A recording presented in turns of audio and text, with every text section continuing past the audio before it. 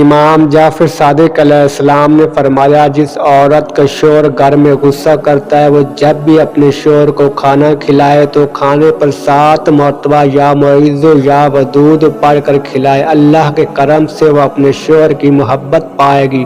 تو امام علی علیہ السلام نے فرمایا، اے لوگو، تمہارے منہ سے نکلی ہوئی ایک گالی چاہے وہ مذاق میں کیوں نہ ہو،